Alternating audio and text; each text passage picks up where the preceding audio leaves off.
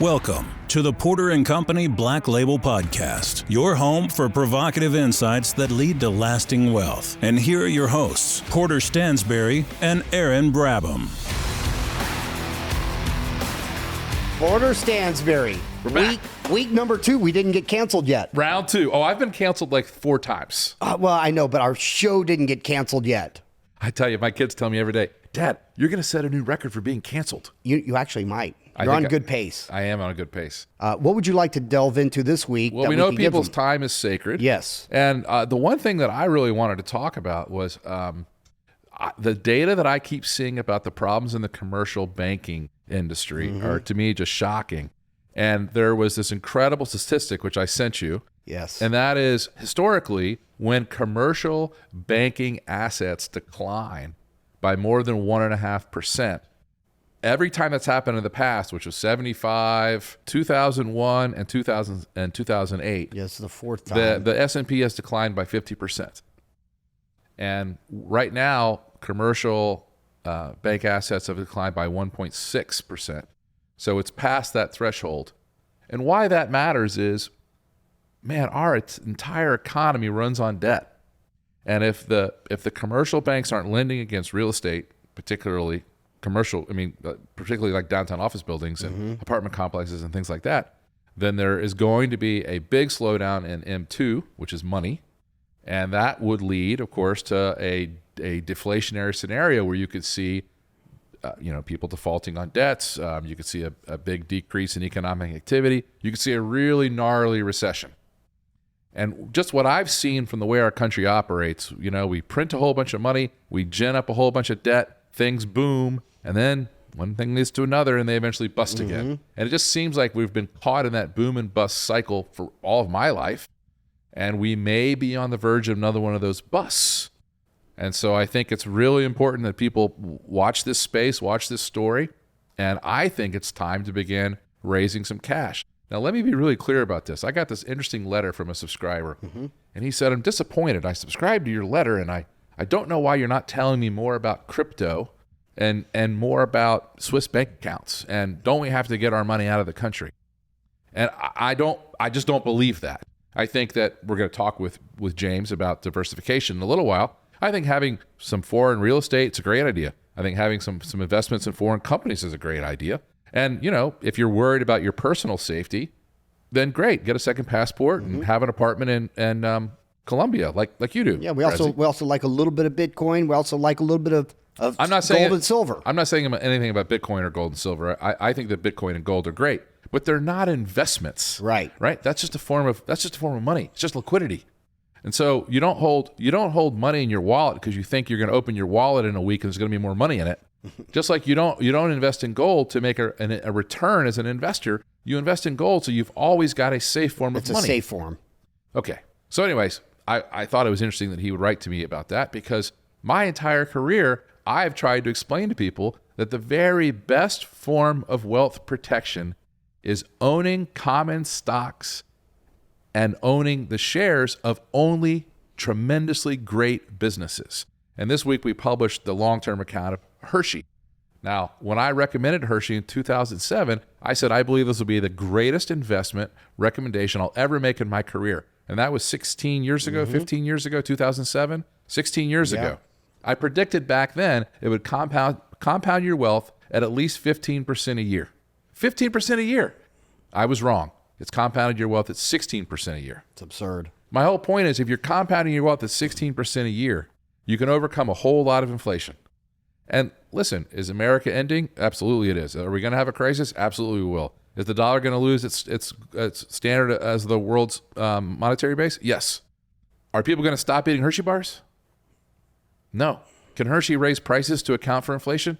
Does it every day. Yep. Of course. Hershey's a good operating business with a great brand and a ton of intrinsic value is a great way of shielding your resources and protecting yourself from all the shenanigans that are happening in Washington. And that's what I believe people should do. So I just thought that was an interesting letter that the guy wrote. And I said, look, nothing wrong with owning gold. I own a lot of gold. Nothing wrong with owning Bitcoin. I have owned Bitcoin in the past. I currently don't own any, but I'll be happy to buy some if it falls in price.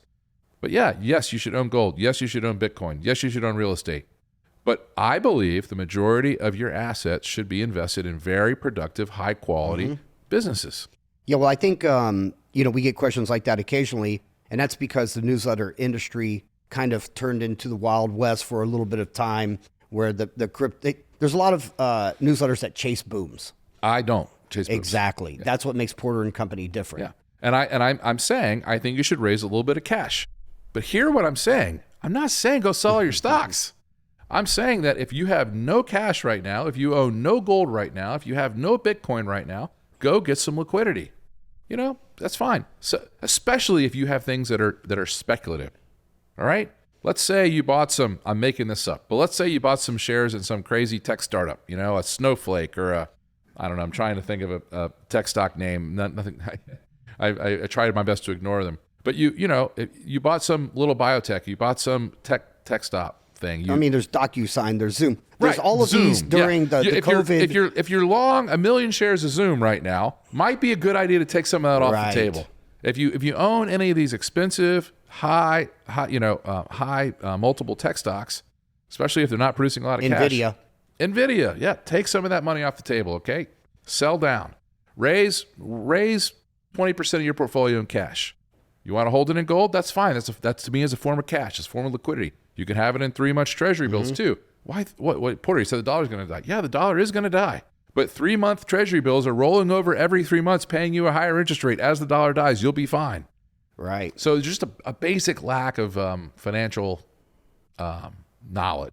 And so people, when they hear things, they don't know how to deal with it. The very best way to deal with a economy like ours that has high rates of inflation is owning great brands.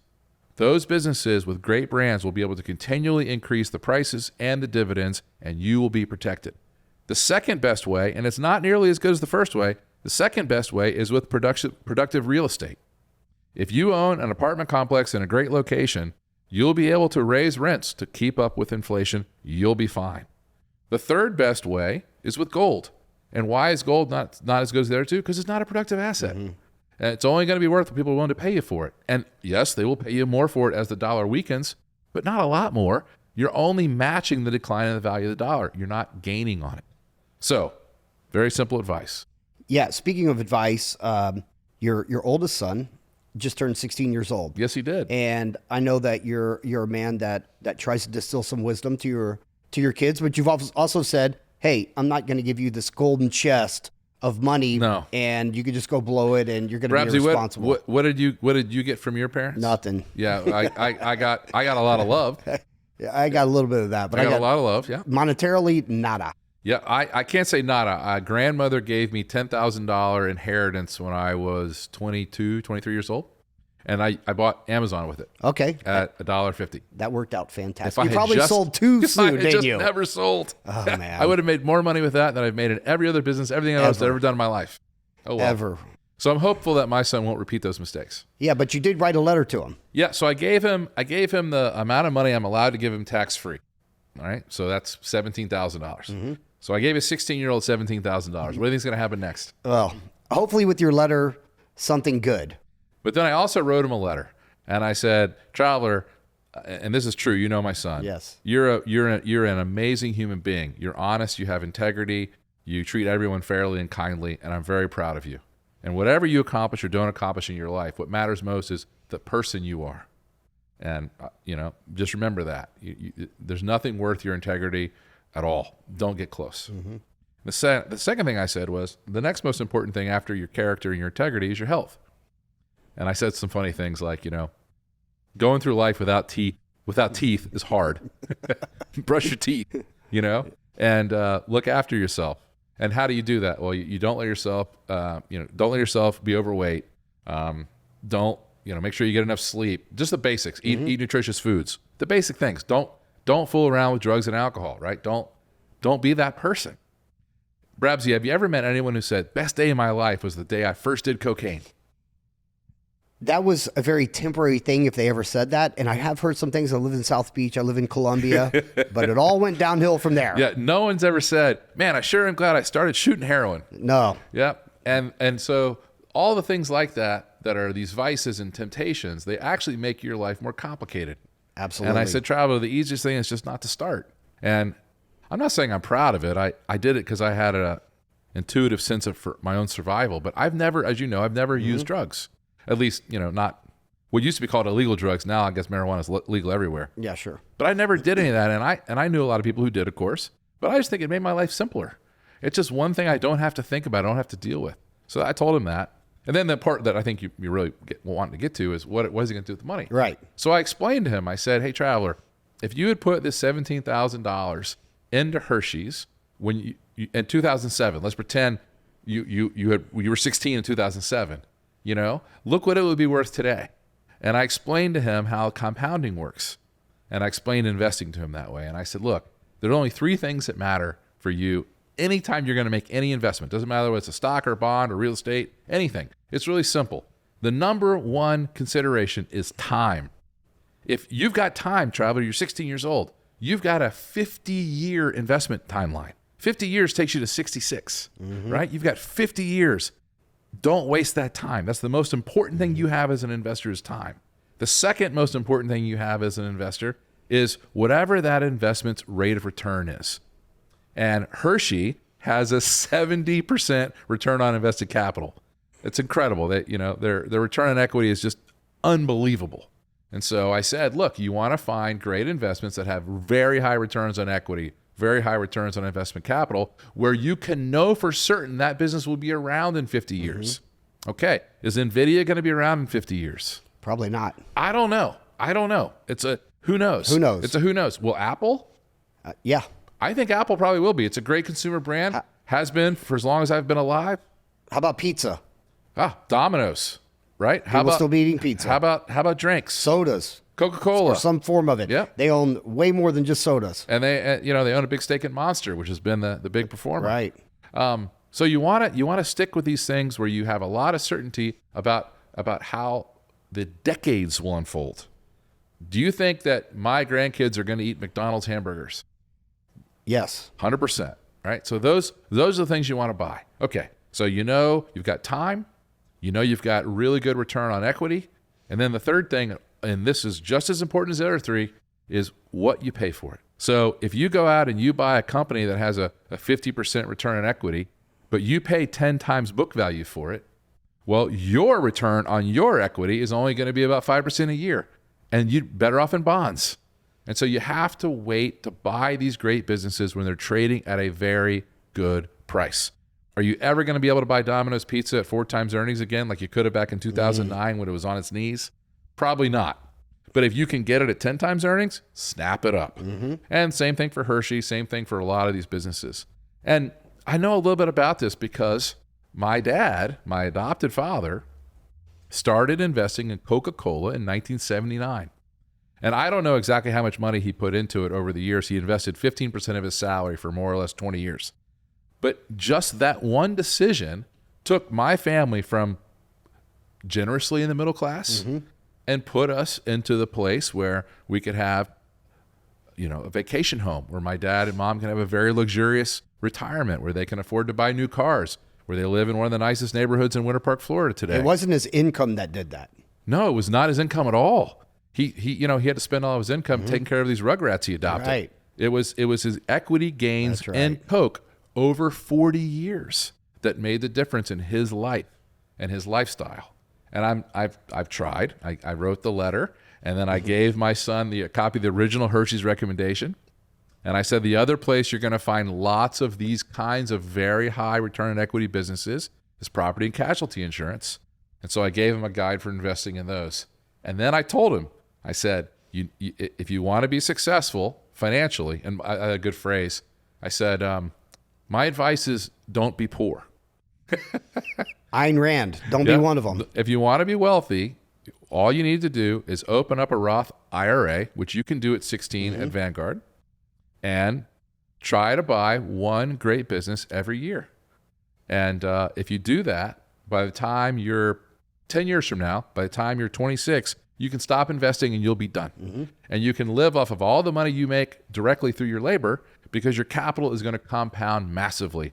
And if you can buy 10 great businesses, imagine if over the next 10 years, my son can end up owning Hershey, Moody's, NVR, W.R. Berkeley, Markle, RLI, these businesses that are just world-class and have these incredible, unchanging, high-return businesses.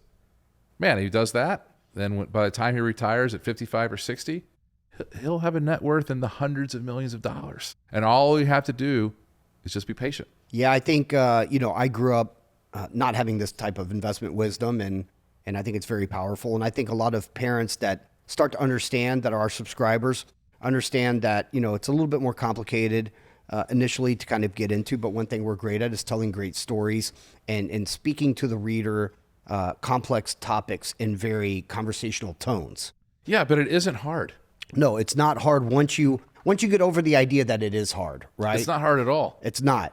And for any of the new listeners out there, I know we have a lot of paid subscribers, which we appreciate that you're not T-Rex. But if you're a T-Rex listener and you're new, we do have some free reports where you can learn more about Porter & Company. You can go to porterspodcast.com, porterspodcast.com. All we ask for is your email, and we'll send you some fantastic reports where we give one of your biggest predictions ever in your career, actually. That sounds very interesting. Yes, for sure. I wonder what I've predicted now.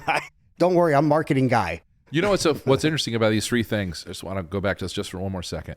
The three factors are time, rate of internal return for the company, return on equity, return on invested capital, however you want to frame it, and the price you pay. If you remember those three things, you can also avoid every single investment mistake that everyone else will make. Hey, are you going to make a lot of money fast? If I promise you can make 10 times your money by next year, next month, or even 5 years from now, is that true? Probably going to get wiped out. No, the most important thing you have is time. Mm-hmm. You have to be prepared to use it. You are not going to make 10 times your money in a year.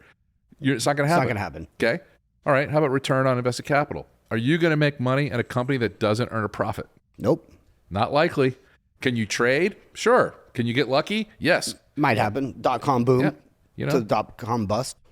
Broken clock is still right twice a day. That's right. But are you gonna make money owning a company for 20 years if it doesn't earn a profit? No. No chance. What about if it doesn't earn a profit sometimes? It's not going to, no. You're not going to be rewarded. If you want to make money as an investor using your time, which is the very best way to do it, you've got to be in companies that are always profitable, not sometimes profitable. All right. And then the third thing is price. If that eliminates virtually everything. All these investment things that you want to get into, whether it's crypto or whether it was a foreign bank account or whatever it was, they all have huge fees. What's it cost you to own a share of Hershey's or McDonald's or Domino's at Vanguard and automatic reinvestment Roth IRA? Nothing. Zero. Very close to zero. Yeah, very close. Okay, so there's the things. If there's high fees, don't do it. Right? If there isn't consistent profit, don't do it. And if it doesn't take at least 10 years, don't do it. Yeah, I think it's great advice. And once again, go to porterspodcast.com for some more excellent free advice that we'll give you. And we hope to bring you on this journey with us. Okay, Porter, it's time for our very special guest. He goes by James Hickman is his real name, but he goes by Simon Black. And I personally have been impacted by him because I started reading his newsletter before I moved to Medellin, Colombia 8 years ago. I realized that it is a big world out there. I did some international traveling. I enjoyed it. And he kind of gave me a blueprint of how to do that. He goes into topics of how to obtain your residency, how to get visas, what are the best countries to live in that are more favorable for low crime statistics, how to get a second passport, how to invest in those cities. And I really credit a lot of what I've done by having his blueprint. So I think we're going to get some valuable information out of this. James Hickman is the founder of Sovereign Man, which is an independent investment newsletter that features everything you need to know about building out your own global sovereignty. James, welcome to the program. How's it going, fellas? Porter, I got to say, when we talked last time, I told you I was going to bring you a bottle of that Michael Jordan tequila.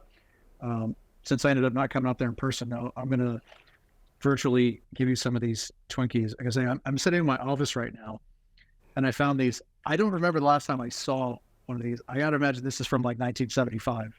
So one of these days when I got up there, I want to share one of these with you. It's interesting that you bring up Twinkies because I'd say about 10 years ago, they'd filed for bankruptcy, and a really smart distressed debt investor that I follow all the time out of L.A., he bought them. Among the other things he bought in distress was Hefner's mansion. Oh, really? You know my brain. Off the top of my head, I can't remember his name. But very good investor. And what's interesting about that is I think he paid something like $300 million more or less all in for the Twinkie brand and all the business, all the factory, all that stuff. And he's just got a $3 billion offer for they it. just got acquired by Smuckers. That's right. For a couple Wow. $1 billion. By Yeah. Smuckers, So yeah. I saw that and I go, how about that? That's Yeah. good. What a deal. Good for him. And reminds me of how much I love distressed debt investing. And I know you also like buying things that are distressed. Absolutely. Let's kick off the conversation just by talking for the audience about just a brief history of your background. One of the things I find most fascinating about you is that you're one of the few people who served in the U.S. Army in a very serious capacity and had a lot of insights into what the federal government is capable of doing in its military capabilities. And then, having seen all that, you became sort of a radical anarcho-libertarian. I'm not going to try to put words in your mouth. I'll let you describe yourself. But what, if anything, did your time in the Army have to do with your current ideological / financial worldview?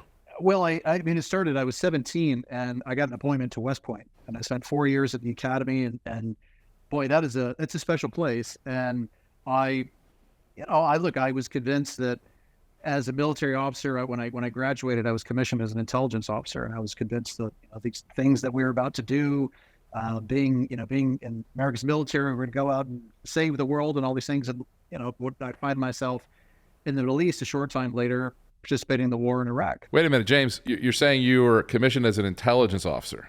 So you had real insight. I've heard all the jokes. No, I don't mean that. I think you're a very intelligent guy. I mean, you had real insight into the government's intel abilities, and you understood that they're watching everything. Yeah, look, I mean, I remember the day when, this goes back 20 years, when Colin Powell went in front of the United Nations, and he was talking about weapons of mass destruction. And there were a lot of people in the intelligence community that night saying, what is this guy talking about? There's no WMDs. And I had I think it's a very sinister feeling that night that we were about to go to war based on a lie.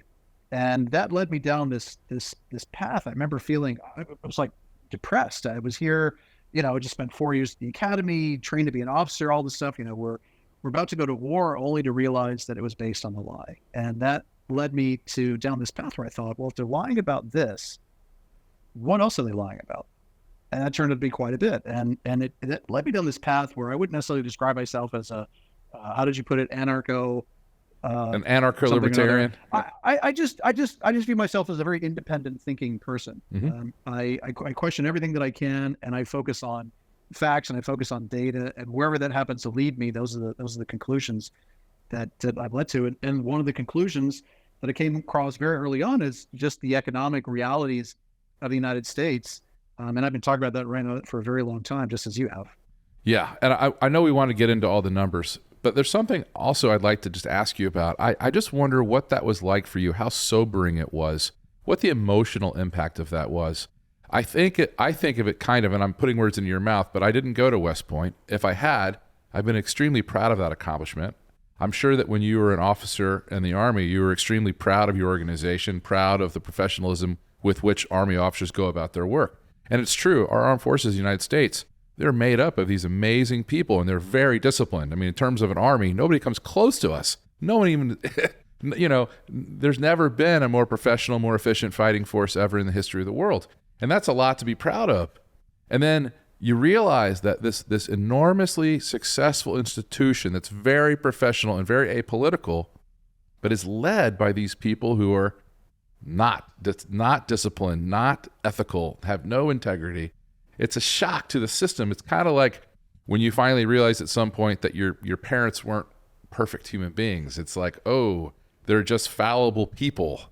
And then there's this, it's almost like there's an adulting that comes from that process. And I just wondered if I'm exaggerating or if that hit you. No, that's 100% it. I mean, man, I grew up watching these movies. I mean, it's hokey, but I mean, you see these movies about, kind of the army comes in and saves the day and frees the oppressed people and all this sort of stuff. And that's what I thought I had signed up for. And yeah, you're right. I mean, an adulting moment, you sort of find out how the real world really works. And it wasn't the people in the military. People in the military are fantastic. Mm-hmm. I mean, it's the individual soldiers. You're right. I mean, these are people that volunteer to do very dangerous things, put their lives on the line. I mean, these are very, very special people. It's the people at the top. It's the politicians who I mean, they tell the most bold-faced lies and put people in harm's way. And that's what it was to me, was that realization where I thought, oh my God, so many people are about to die for what? And it was a lie. And it's just like getting punched in the gut and finding out that Santa Claus doesn't exist. All these things sort of all rolled into one at this sort of, super gung-ho patriotic fervor was based on this sort of blindness and not how the world really works. And that was definitely a major moment in my life that impacted me literally to this day. Out of all the people I know in this broader anarcho-libertarian world, there are some people that are more extreme than you are, James. There are people who have done more extreme things with their lives. People who are permanent travelers, I'm assuming like you are mostly today, or maybe you found a refuge now in Puerto Rico. But there are people who go out of their way and go to great inconvenience to avoid having the government influence or control their lives. And I think I just have always thought for James that moment in the Army has set you on that course for a long time. And I'm curious if you would just briefly reiterate sort of the things you've done to set yourself up as a sovereign individual from that point forward. And then, of course, we'll introduce Sovereign Man, your publishing business. Yeah. Just to be clear, there's these people that call themselves sovereign citizens. It's almost become a little bit of a dirty word. Those guys, in some respects, are like terrorist organizations. That's not really what this is. For me, like I said, there was a very dark moment, a very, very dark day, realizing that a lot of things that I had was led to believe about what I was doing and, the mission, the focus, and all those things turned out to be total bullshit. And that we're going to war for oil companies and for political purposes and all these sorts of things. And I thought, well, this is wrong, man. This is totally wrong. And so when I left the military, I just started traveling. I honestly just started traveling. I didn't feel right. I remember when I went back to the U.S., I got back from my deployment, and there were people that would come up to me, and I'm in uniform. This is like 2004, 2003, 2004. People coming up, you see a guy in uniform, and people come up and go, "Oh, thank you for your service," and all that. And it would actually infuriate me, because I remember thinking, like, do you think ever? Do you use your brain? Do you ever question anything? Do you just believe all this bullshit that you're being told? And it's like people are dying, people getting their limbs blown off. And for what? And what do? You put a yellow ribbon on your car. You go up and you say thank you, but you don't actually wonder what is it that people are doing. And I felt so uncomfortable, because I felt when I got back to the States, I felt like I was just being surrounded by intellectual zombies who just believed everything that they were told and never questioned anything. Well, I saw it on CNN, so I know it's true. Right, exactly. And some politicians said it, therefore it must be true. And so I left, and I just wanted to go. I just wanted to sort of escape, and I didn't have a plan, and ended up just traveling. And over the course of my sort of post-military career, I've ended up building a number of businesses, and I've traveled all over the world. And at this point, I've been to all 7 continents. I've been to 122 countries. Why stop there? All over the world. Well, there's still a few more. Sure. Probably the real dangerous ones. But at this point, it's at first it was just because I wanted to go, I wanted to see, I wanted to really explore the world, and eventually I really got into businesses and buying and selling. We were talking about distressed assets. I bought and sold distressed businesses. I've started businesses, acquired businesses, taken companies public, all sorts of things, and that's now really the major focus of my career, has been really for most of the last 10 years. But there's definitely a period of several years, especially in the beginning, and especially, Puerto, when you and I met, where I didn't have a home. I remember the first time it was that first Atlas meeting, and I stood up and I introduced myself and said, I'm homeless and unemployed, because at that point, I didn't have a job. I had a business. I had no fixed base whatsoever. And I was just constantly traveling all over the world. At this point, you're right. Now I live in Puerto Rico. I'm actually sitting in my office. I own a couple of different companies here. I'm in one of my offices here in Puerto Rico, and I live here because of the tax benefits. Puerto Rico is actually a really cool place, but tax benefits really put it over the top, because it's the only really one of the only places in the world that you can live as a U.S. citizen and essentially be free of taxes. And that's a really important part for me because I saw that firsthand.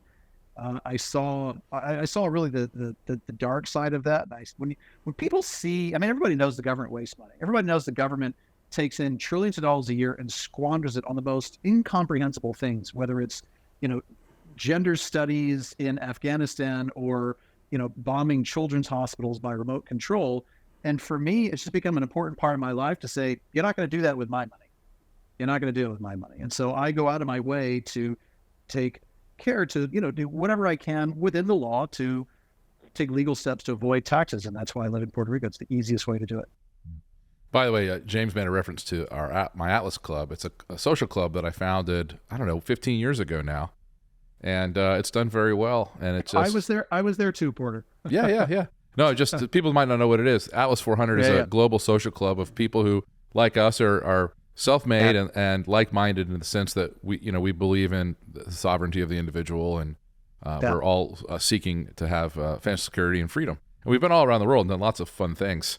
We rented out this incredible fishing lodge in Panama, the whole lodge, and we caught giant black marlin and blue marlin and had a great long weekend. In the middle of the jungle. It's in the middle of the Darien jungle, yeah. The other thing I wanted to ask you about, James, this is sort of a joke, but I wonder about, I've always wanted to have a travel agency that specialized only in the access of evil countries. Because if you would take people to these places, if you would go and visit them, what you would discover is that the people there are just like me and you. They may not be educated, okay? They may have different opinions about things, but they all love their families. They're typically they typically have some kind of deep faith that they participate in. It may not be Christianity, but you'd be amazed that you have way more in common with all these people than anything that we have apart, with the exception of one thing: our government. Our government that insists on putting troops in their countries, that insists on extracting their minerals and their commodities, and that sort of that won't open free trade with them, and that doesn't do anything to improve their lives. And then all the things that we do to quote unquote help is enslave them. So we send them a bunch of free clothing and stuff like that, which wipes out all of their domestic industry. All the stuff that we try to do for charity ends up impoverishing people. And of course, all the stuff we do with the military doesn't make them safer. It makes them hate us.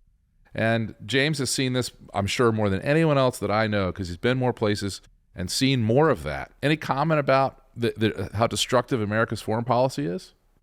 I've used those exact same words talking about how, and I've told people this because people ask me to go, what's it like, culturally in this place and that place. When I go to some exotic foreign place, people ask me about it, and I go, they're just the same as we are, man. They're exactly the same as we are. It's like you got some guy gets up in the morning, goes to a job. Most people around the world, they get up in the morning, they go to a job they don't like, and they do whatever they have to do during the day so they can get home and spend time with their kids and do the things that they love to do, and hear their kids laugh and watch some show they like on TV, watch their favorite sports team. That's what people like to do. That's everybody in the world does that. Maybe they have a beer or whatever at the end of the day. They argue with their wives and girlfriends or whatever it is, and go to bed. And they want to feel loved, and they want to feel happy, and they want to feel secure. Everybody's the same in that way. Very, very few people are really different. And when you're talking about that, it actually reminds me of what was often said about World War I after the fact. When you got these people that are fighting each other, and they go, and any other time, this would have been a guy that you would have had a drink with at a pub, and instead you're in one trench and they're in another trench. And you guys are shelling each other with artillery and trying to kill each other. And it was that perfect, that famous story about the Christmas Day soccer matches in 1914, where people actually got up out of the trenches and met each other in no man's land and started playing, Germans and English playing soccer with each other. Because at the end of the day, again, we're all human beings. It's like, what the hell are we even fighting for to begin with? Nobody really knows. And it's something that governments have sort of done to each other to screw all this stuff up. And when you really look at it, in our current world, you want to look at a lot of the problems that we face, whether it's geopolitical consequences or inflation or the debt and the excessive government spending and all these things. It really comes down to just complete and sheer incompetence, whether willful or unknowing, at the part of the political elite that kind of control that system. And the average guy, at the end of the day, like, people don't really have a problem with one another. And that's the way it is all over the world. That's right. Yeah, unfortunately, the elites are always on the beneficiary side, and I do believe a lot of it is willful. Well, they keep us all fighting, keep us all against each other. divided, looking here and not looking up, right? And that's a great distraction. The arms business in America is, it's a huge part of our economy. Yeah. James, tell me about Sovereign Man. What is it that you guys do for your subscribers? And what is it that you're telling them to do now that you think is critical? Well, the way I kind of founded the business was originally it was based almost purely on this concept of international diversification. So diversification is a concept that any investor understands. When you want to hedge your risk, then people talk about this with their investment portfolios, right? They look at their level of diversification. If you're 100% in technology, then you obviously have some risk exposure, and so you want to diversify a little bit. Or people diversify, instead of buying all stocks, they own some real estate, they own bonds, they own different things. International diversification is something that one of the things I think people should look at financially, but as well even in their personal lives. And the idea is simple: is that if you have 100% of your life, your investments, your where you work, where you live, where you hold your money and your savings, where you generate your income, et cetera, it's all in the same place, the same country in which you reside, and have citizenship, then you are exposed in the same way that if you have a stock portfolio that's 100%, a single industry, you have exposure there. You have risk exposure. You have risk exposure from a sovereign level. And our whole philosophy is, hey, the world's a big place, and there's a lot of options. There's a lot of opportunities out there. So it doesn't really make any sense to take on that kind of risk. And for a long time, there's people that are constant sort of, I think, Pollyanna cheerleaders of America. People like Warren Buffett that always say, never bet against America, whatever. That's fine. Like, not saying that anybody should short the U.S. There may be reasons to do that, but the point is to diversify a little bit. And if you're a U.S. citizen living in the United States, your house is in the U.S., your business is in the U.S., your bank accounts in the U.S., all of your sort of assets and interests and income and everything is all based in the United States, you have to acknowledge from a purely rational perspective that you are taking on that sort of core U.S.-centric risk. And if you look at it objectively, if you really look at it and exercise extreme intellectual independence, say, well, geez, $33 trillion in debt, they lose at least $2 trillion a year, Social Security is bankrupt, they've weaponized the dollar, they've weaponized the federal government, they weaponized all the different federal police agencies, they have the most extreme levels of political incompetence on display on a daily basis, where now, they just narrowly avoided the debt ceiling crisis. Now we got another government shutdown. 6 months later, not even 6, it's like 3 months later, we got another government crisis, afoot here. They've made a mockery of the rule of law. I mean, it's just like, it's just an endless display. Oh, and by the way, this is the most litigious country that's ever existed in the history of the world, et cetera, et cetera, et cetera. And you go, why would anybody want to take that level of risk? Certainly, why would anybody who has any level of assets or income, even prospective assets and income, go, la, la, la, la, la, there's nothing to worry about here whatsoever. It's just a little bit silly to me why somebody would take on that view, and to think that by willfully choosing to not diversify, you're making a statement that nothing possibly bad could ever happen forever and ever until the end of time. Sorry, that's just a little bit naive in my opinion. And so we try and set people up and just provide a whole bunch of research on all the different ways that you can diversify financially and even in terms of yourself personally, all over the world. And they're good options. Brabsy, one of the things I like to do with folks when we're having this discussion about America first, and like you, James, I, of course, am American, and I love our country. And I still think it has the greatest opportunity of any country that I've been to. Having said all that, when people say to me that, America's the best, and how could you even own another currency, or how could you own property in Nicaragua, or what are the things I've done, I go, oh yeah, what do you think's so great about America?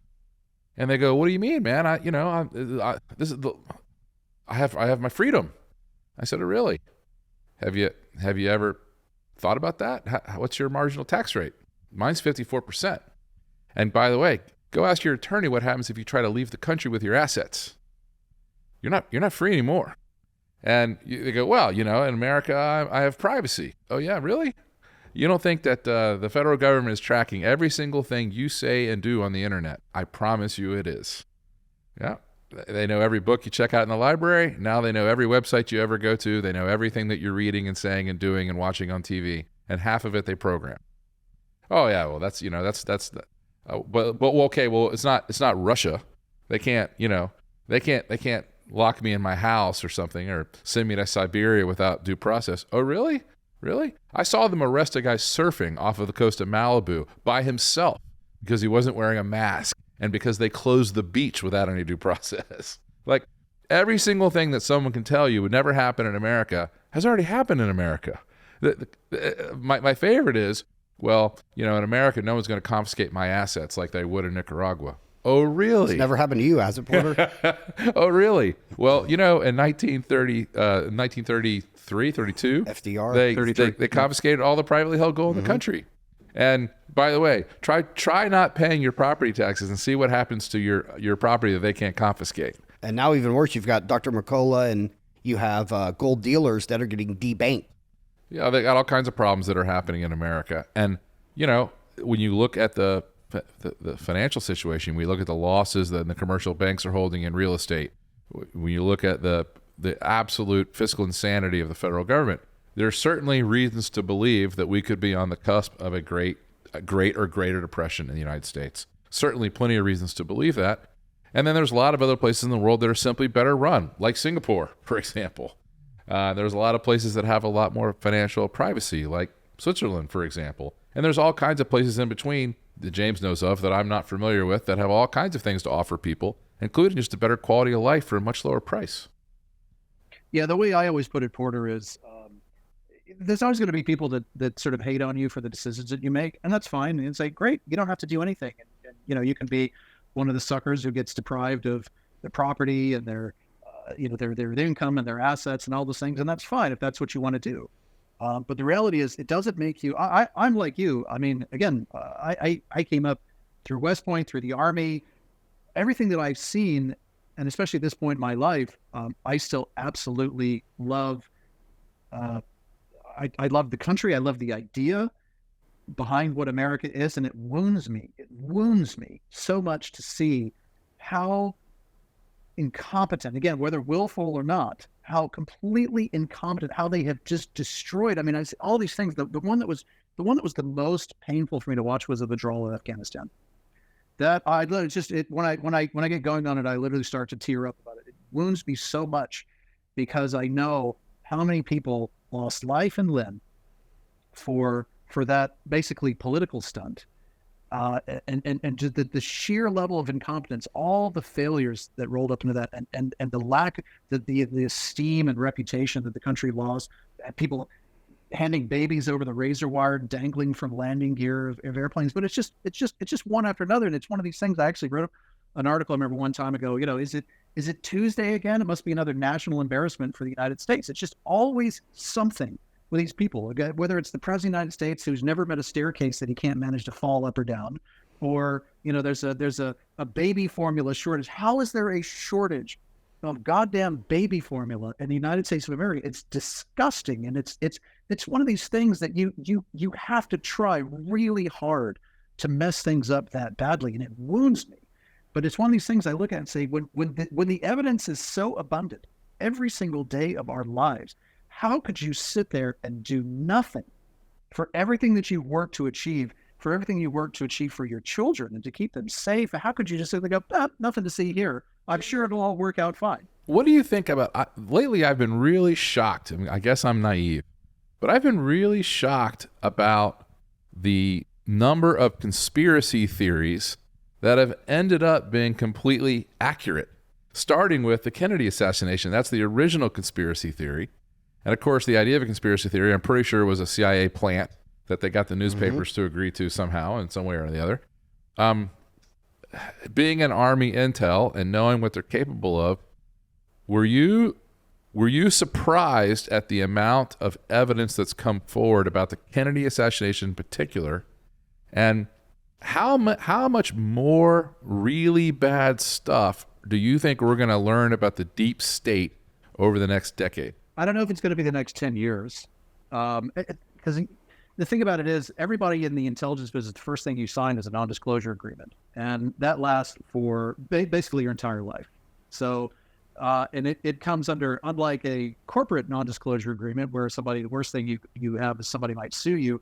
they will put you in shackles and send you away for the rest of your life. Yeah, I don't think you and I are going to do very well in prison. No, I don't think so.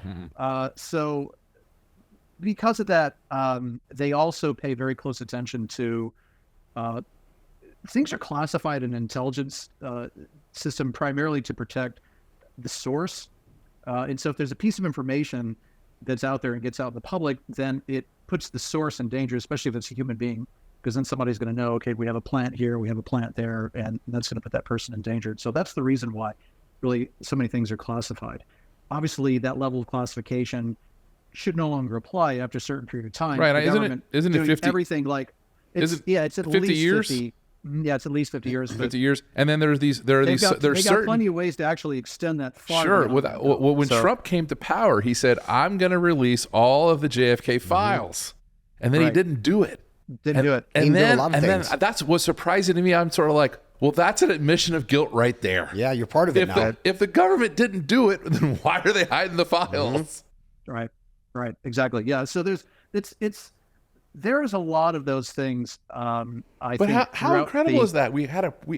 Our CIA, our intelligence establishment, most likely murdered a sitting president, and right now you have an administration that's going after a former president and is threatening to put him in jail for a bunch of trumped up charges. Now, listen, I have no idea if he broke the law or not by having some documents in his house, but that doesn't seem worthy of putting a sitting president in jail. I mean, it's not like we discovered he had a $20 million bank account in Ukraine. Oh, wait a minute. That's the president that's putting him in jail. That's the other guy, right? Like, what's happening to our country? Like, this is not America. It's also not America when politicians don't just say, okay, the election is over and I concede, right? Every single presidential election, as far as I know, in history was pleasantly conceded. Even the election of JFK over Nixon, which was by a very, very tiny number of votes. Well, if you remember as well, Porter, I mean, you and I remember this very well, was the 2000 election. Yeah, between the Al hanging Gore and George Chad. W. Bush. Yeah. Right, the hanging Chad, exactly. So they had the hanging Chads. And, eventually Al Gore, he gave that speech and he said, I vigorously disagree with this, but, for the good of the country. Right, exactly. We're just going to move on and that's that. And then I'm going to go make up global warming and. But if you look at 20, find a way to get you. Yeah. But if you look at 2016, there were a lot of people that were vehemently opposed Trump being elected. That are on Hillary record. Clinton wouldn't Hillary concede. Clinton and That's many right. others were absolutely convinced that there was fraud. Oh, geez. I don't know if there's any way to stop this, but the only way I know to stop it is you've got to find a way to get people to realize that government as an institution is dangerous to civil society and needs to be kept at the smallest possible level. We got to get back to a point in time where the president could walk down the street in Washington, D.C. Nobody cared who he was because he didn't influence anyone's business. He didn't influence anyone's personal life. He wasn't in control of anything because there wasn't a foreign policy. There wasn't a standing army. The government was 3% of GDP. Nobody cares who the president is. We got to find a way back there. I'm afraid we won't before some kind of real disaster. Well, what's funny is, we got this government shutdown looming again. And it's interesting because I look at that and I go, great, I'm all for the government shutting down. And people are going to freak out about it and go, well, it's not like the military, and the military still has to work because they obviously always find the emergency spending that's necessary to pay for the most essential workers in government. Let's just go with that. Right, exactly. Who are all these non-essential people in the government? Why do we have non-essential people in the government at all? If they're not essential, then they should work in government. They should have that kind of power to do anything at all whatsoever. Seems pretty simple to me. You save a lot of money, you save a lot of hassle, you save a lot of bureaucracy. Get rid of all the non-essential people. Just operate on a permanent government shutdown, and boy, would everybody's lives improve. I'd vote for that. Yeah, absolutely. Here's my other. All somebody has to do is not vote, and that's what is going to end up happening is the government shutdown. Here's my other way to fix the country. This is absolutely illogical, and it'll never happen. It's very simple, James.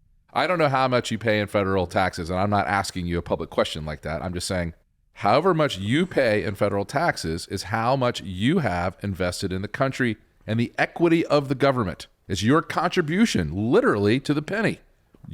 That's what you pay. Now, ideally, I hope for you, you're in Puerto Rico and you've managed somehow to avoid all those taxes. Good for you. People are like, oh, you should pay his taxes. No, we shouldn't. No one should pay taxes.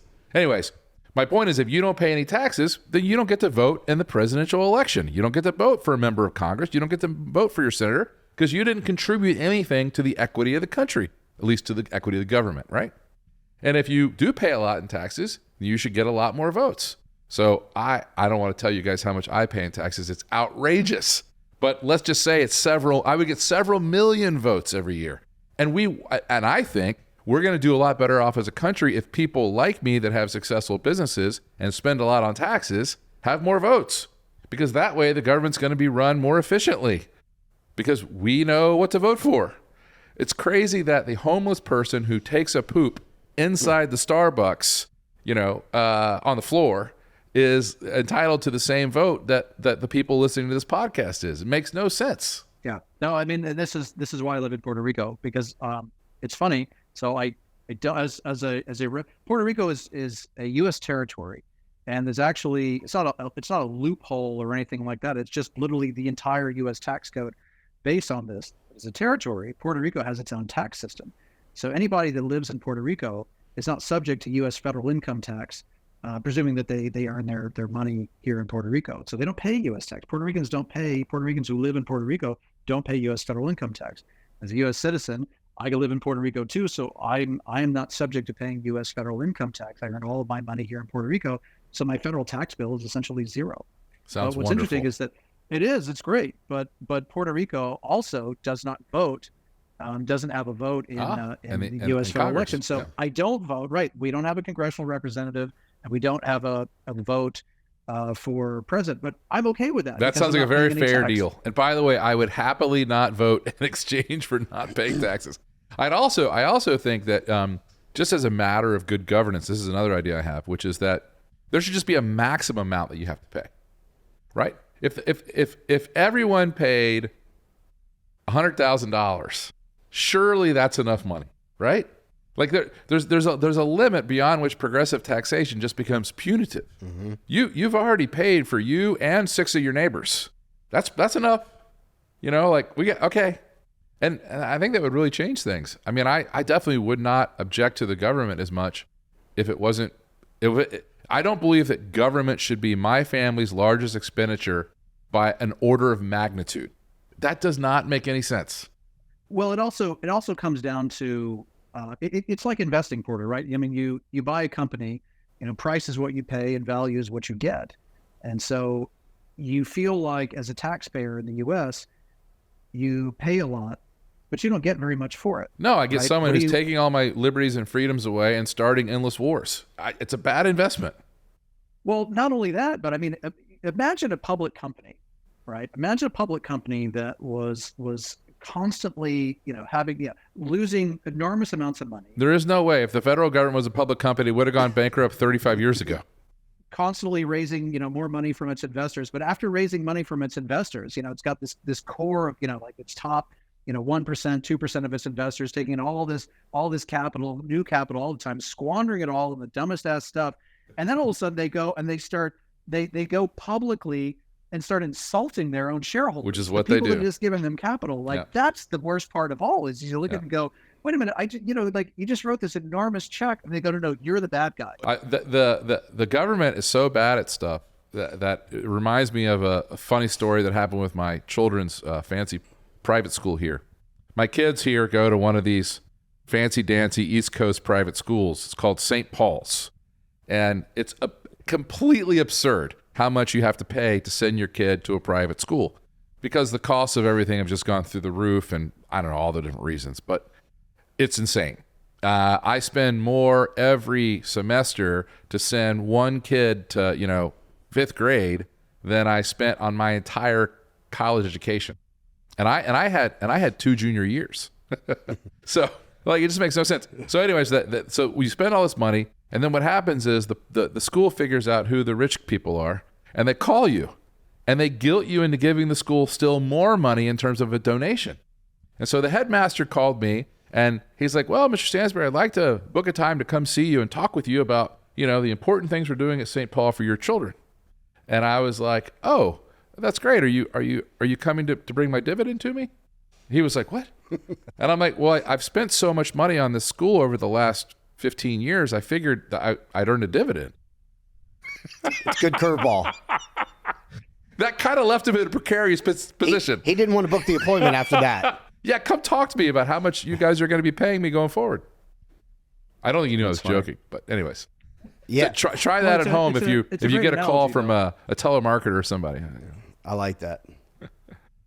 Yeah. So James, by the way, I've lived in Medellin, Colombia for the past 8 years full time, and Nice. I credit Which neighborhood do you live in? I'm in El Poblado, of course, but I'm up on okay. the mountain, and I've got a nice piece of land in Guatape, where they've got the lake, and I'm building out there, and I'm going to kind of get off the grid, but it's going to be luxury style, and I credit a lot of what I did by finding your newsletter a long time ago.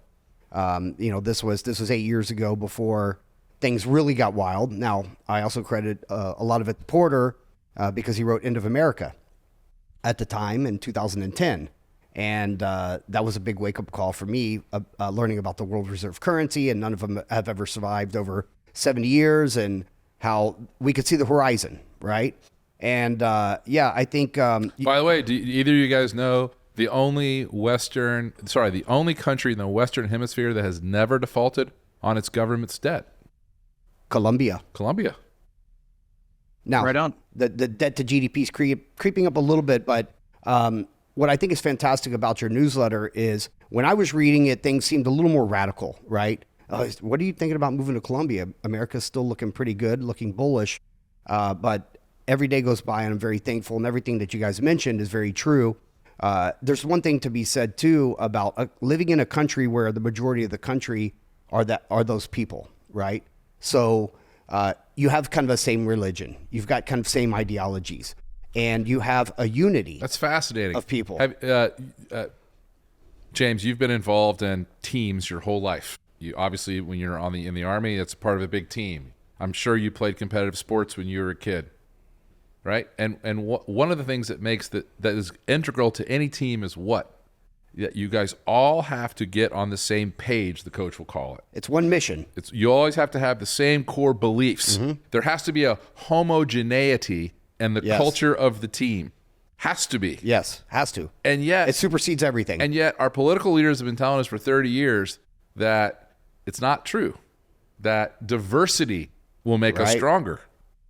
Yeah, And that's one of those things that just axiomatic through repetition. They just keep saying it over and over again. It's the There's big no giant basis for it lie. whatsoever. It's a big It's giant lie. completely the big lie. Right. The belief in the superiority of America's culture.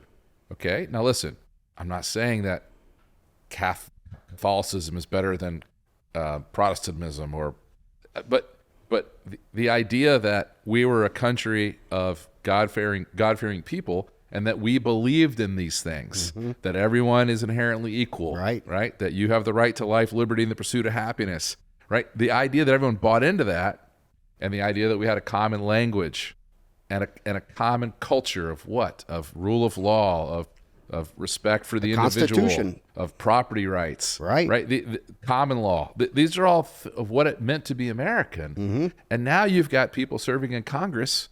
Yeah. What do they call them? The squad. The squad who wear the Omar and the headscarves and things like that. Yes. And it's clear that they believe in an entirely different culture. Absolutely. Entirely different idea. And they don't believe in the Constitution. And I don't think that makes us stronger. No, I don't think so. No, it's funny. It is one of those things. They just say it.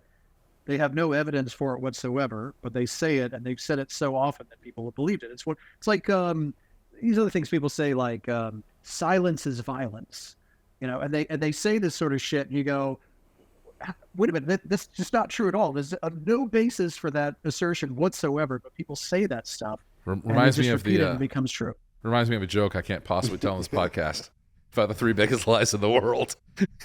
Save that for the extra Black Label show, for the secret Black Label show. Anyways, James, it's been a great pleasure having you. As a sign-off, what do you think the most important thing going on financially, culturally, politically in America today is for people to keep an eye on?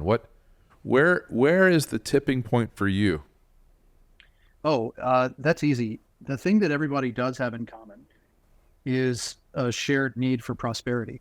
I mean, that's whatever you do in your life, whether you've got, 18 transgender children, or your whatever it is. Everybody's got their thing that they're super wrapped around the axle. Everybody needs prosperity. And, I'm the same way. I still think that the potential of the United States is extraordinary.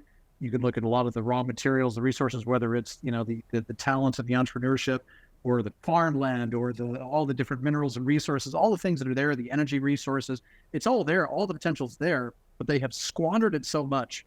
And that's really the travesty. It is still fixable. And I've actually written extensively about how it's still fixable, but that window of opportunity is really running out. And what I tell people is say, look, I look out over, say, the next 5 years. And the next 5 years, you're talking about having to refinance the majority of the national debt, right? The average debt maturity is just over 60 months. 31% of the debt has to be refinanced by the end of next year. That's right. And basically the rest of it over the next 5 years. Yep. Not arguing with you, just saying it's just next year. It's gargantuan. This maturity wall is not like it's now.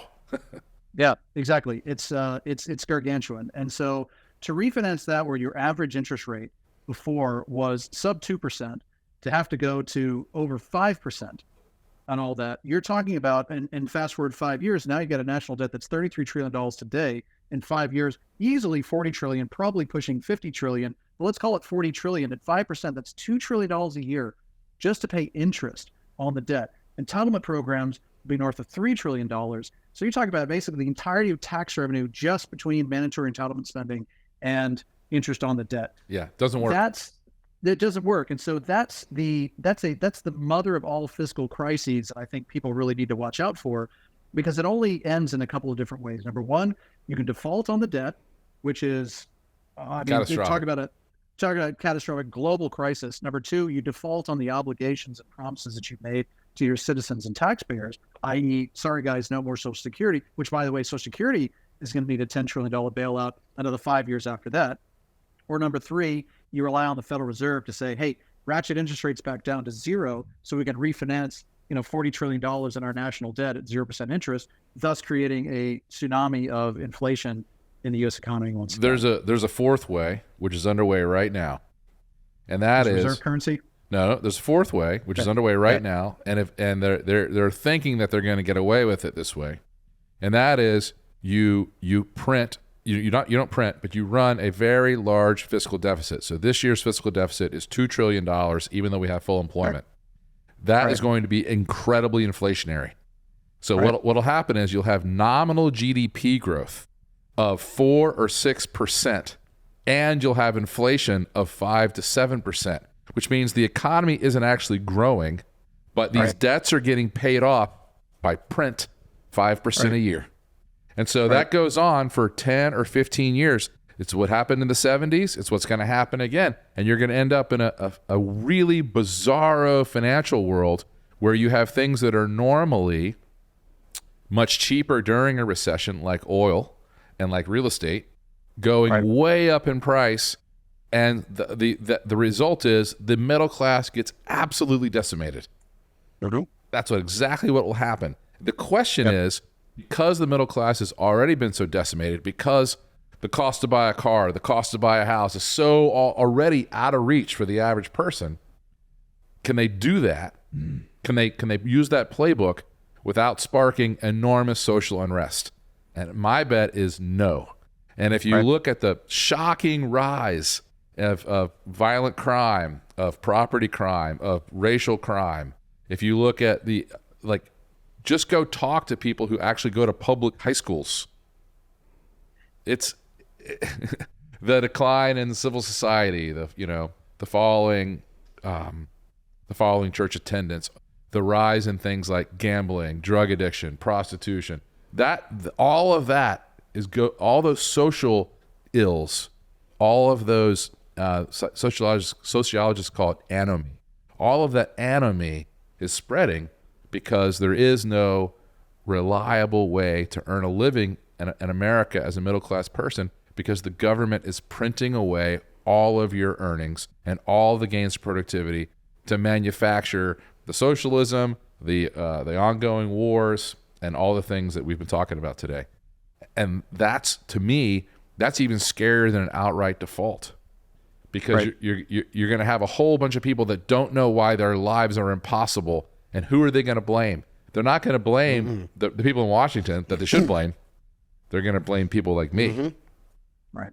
Yeah, exactly. I mean, that's historically what ends up happening, is that the government always finds a scapegoat, and in many respects, the scapegoat are the wealthy and productive class. So I agree with that. I agree with that assertion. I mean, frankly, I don't think default is likely, because they can just print their way out of it. So yeah, I agree with you entirely, and I think pretty much all roads lead to inflation. And this is one of the things, I mean, you mentioned oil and energy and real estate, et cetera. I mean, we've been writing about this for a long time, the idea that people really need to get into real assets. I think, distressed assets, there's going to be a whole lot more of that coming as well. A whole lot more. Yeah. Yeah, So, by my count, about 40% of commercial bank assets in the United States are underwater. There's no way to fix that hole. Yeah. I mean, if you just look at the unrealized losses, That's what I'm that talking banks about. sitting on, relative to equity capital in the U.S. banking system, it's more than a it's pretty wipeout. staggering. Yeah. Right. Yeah. You look at it relative to deposits, it's 40%. Right. All right. Well, James, I think that now we've decided that the world is ending, and that there's going to be a giant, On that happy note. class war in America. We should all just go have a beer and No, say goodnight. But here's the great thing. James does have a ton of optimism in his letters. And like I said, I moved to Colombia, and I know a lot of people have made a lot of great decisions to diversify.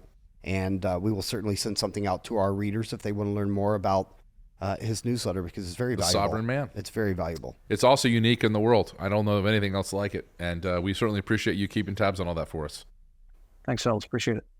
Porter, what a fantastic interview we just had with James. He's a really bright guy, and I've known him for a long time. I know he treats his customers right. If you guys have need for that kind of information, hope you'll subscribe to his newsletter. Yeah, sure. We'll send out some information so that you guys can do that. All right, Porter, it's one of my favorite topics. You just can't make this stuff up. Oh, there's those. The list of this stuff just keeps growing. No, it's so you and I are addicted to one type of social media, X, formerly known as Twitter. Yes, Twitter X. I could literally spend hours on that all day. It's clown world. We live in clown world, right?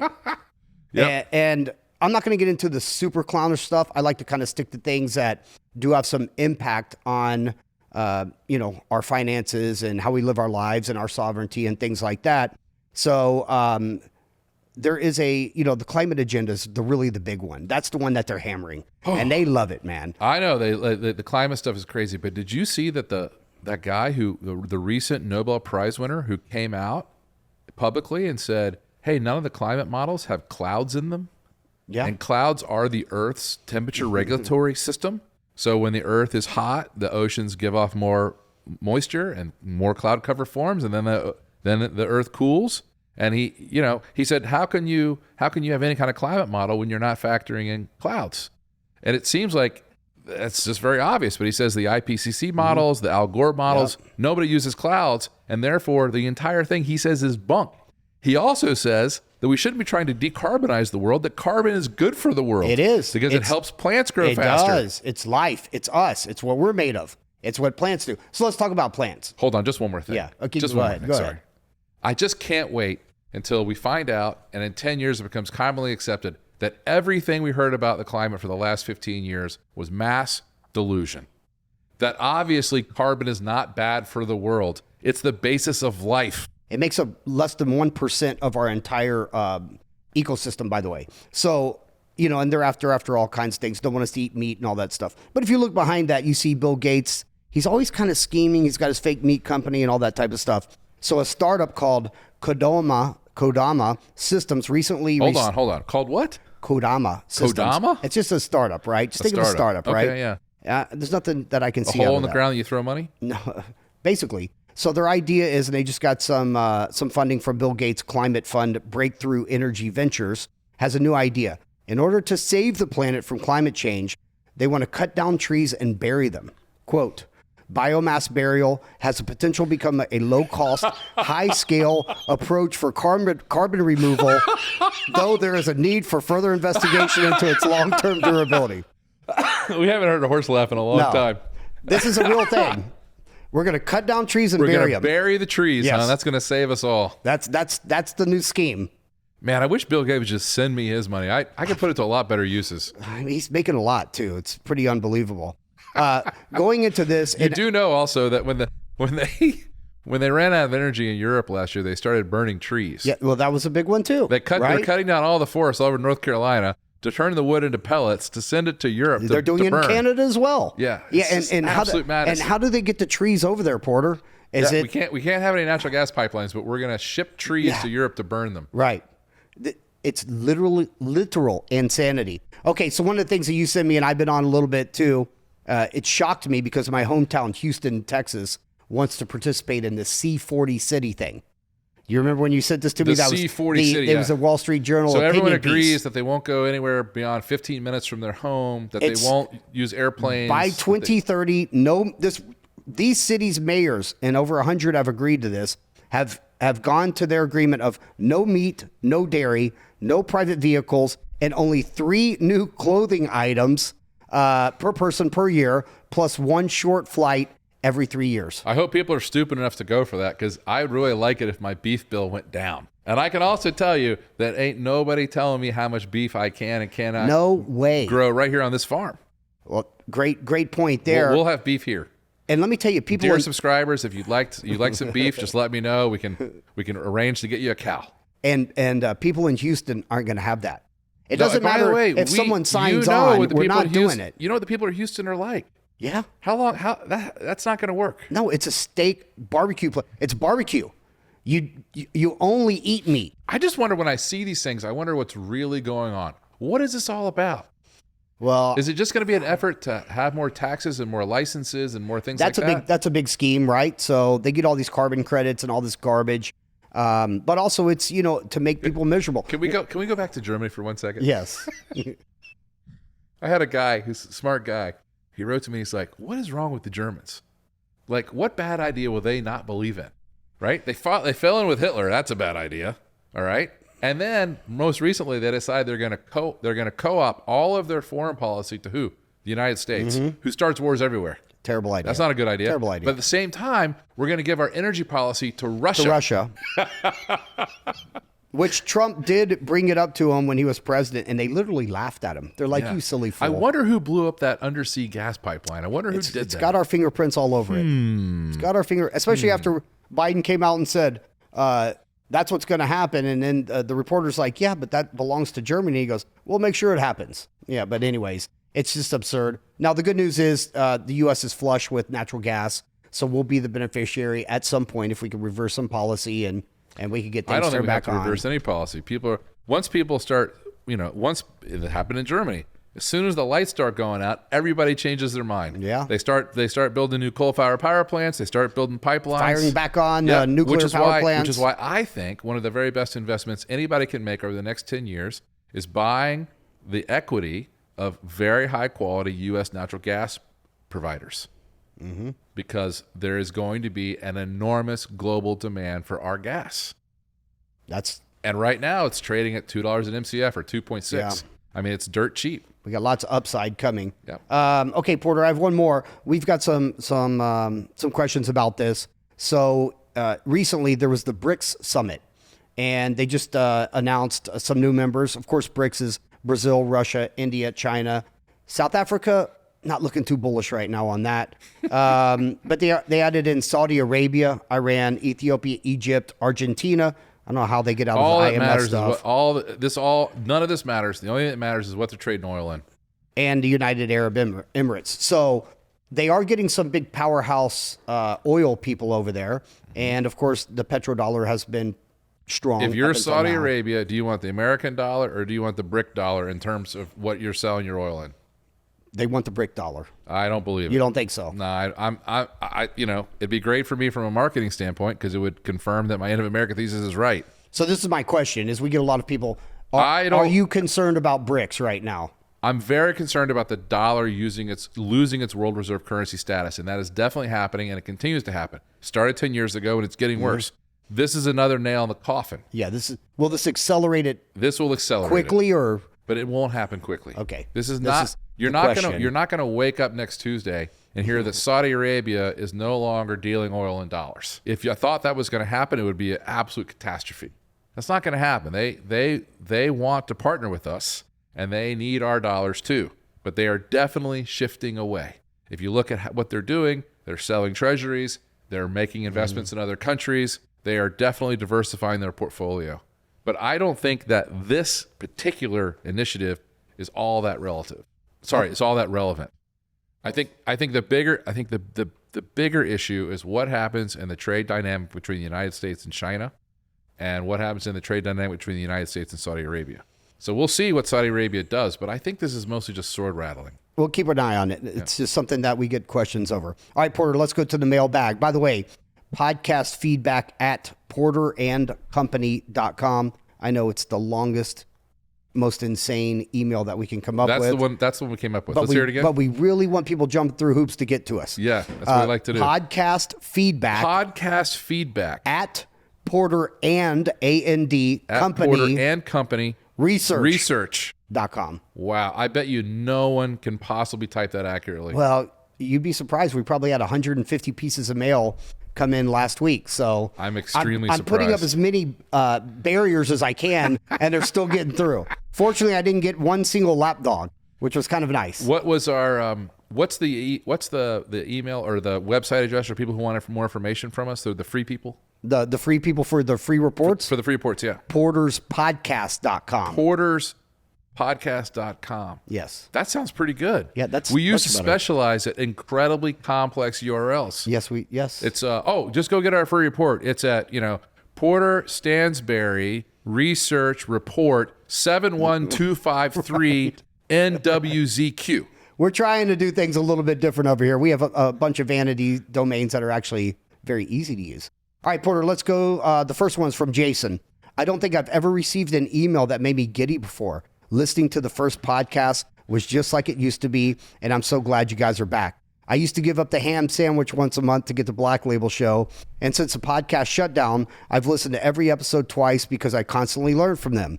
Then a couple of years ago, I finally ponied up some real cash and became a Stansberry Alliance member. Thank you very much. By the way, it's not cheap at where it's at right now. Yep. Where we started, our partner pass was $5,000, and now you can get in for $6,500. It's going up because we keep adding, but man, the Alliance right now is $33,000. Yep. Right? That's a long armor. He's got real money. He said 5 minutes before Porter left the company is when he signed up as the Alliance, but that's okay. So I was thrilled to see Porter and Co. Porter and Company show up in the email from Bill Bonner, because we've done some business with Bill Bonner. Mm-hmm. They've been very friendly to us. And when I saw the podcast, it was cherry on the top. And I admit I've always wanted to end an email this way: paid up Porter and Co. partner. Wow, he joined us too. He joined us too. Well, that's really nice. Thank you very much, Jason, for your business. Thank you for that. And let me just prepare. We're going to let you down. The podcast is not going to be that great. No, but the partner pass will do well. Because we you know what? We got canceled last time. We had a little too much fun. A little too much heat.